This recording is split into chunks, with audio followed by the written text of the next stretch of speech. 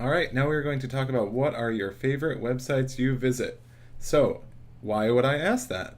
Not because I am genuinely curious, although I would love to know, and you can be sure to communicate with me through the Udemy course or through Modern Lessons. But in general, it's important to know what you look for in a website and what you like. So, if you're looking to make your own website, and since you're taking this course, I'll assume you are, then you should actually learn from the competition and other websites before embarking on your own harrowing web design journey.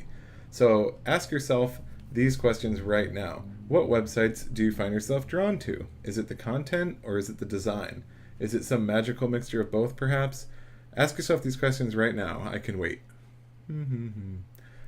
Okay, so you asked yourself these questions. Depending on your answers, let's walk through what some of the potential answers were. Let's say you like the popular social media website Mashable, where they cover kind of pop culture-y stuff. So, do you like the content of it? Do you like to learn about what Mark Zuckerberg is doing and what Lego is up to and, that kind of stuff, smartphones, Apple things, all that good stuff. I'm guessing you care about that because you probably have a smartphone or something. And, it's pretty interesting. They do a great job with titling and they have lots of engaging visuals. So, a pretty car with a big title talking about Google Glass. Doesn't get much more trendy than that, I'd say. So, do you like this website for its design or just for its content? The content is great. The design, I personally am not a big fan of. It's easy to scroll through, but I don't know, there's just too much getting thrown at you, which is fine, but it's just not my cup of tea. So, if you're looking for a different site, let's check out Time, which is a little more standardized, I would say. It's kind of using the template that a lot of places use. So, like the Daily Beast uses something similar. Basically, articles all in one column for a little bit, a little feed in the middle, and then very small bullet points around here for each category.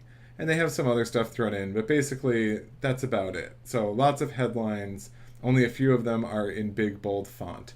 Whereas in Mashable, a lot of the headlines are pretty large the entire way down, and the images are enormous. Here, only a few images really catch the eye. The main image, and then just this one about Bradley Manning over here. So there's a few more as you scroll down, but nothing earth-shattering. The New York Times takes it in an even more minimalist direction. They actually put excerpts on their homepage right here. So they have pretty big titles for some of the things. They actually use the same picture right here, as you can see on Time, and they're really just text heavy. So if you're looking to create a site that is engaging and filled with lots of interesting information, and you can, essentially afford to come up with all this text by hiring people, you're not going to be able to write all this yourself, then you can use the New York Times or time.com as a template.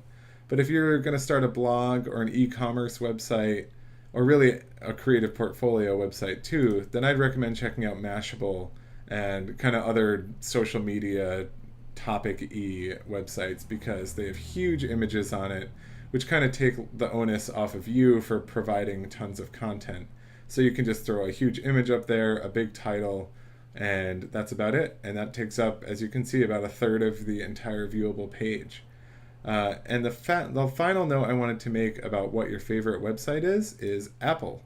So Apple takes a extremely minimalist approach. They basically do only images with, I'd say it's like 2% text, 98% images. So big clean shot, lots of white space here. And that goes for pretty much all of their subpages too. So you can click on iPad and basically you'll see just giant photos because they really want to show off how colorful and wonderful their products are. So if you have a wonderful product, whether it's digital or physical, then I'd recommend using large images and finding a web design or template that focuses on images.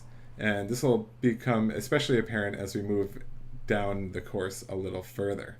So that's it for now. Make sure you ask yourself the questions in the description, and I hope you learned a little bit here, and I'll see you in the next lecture.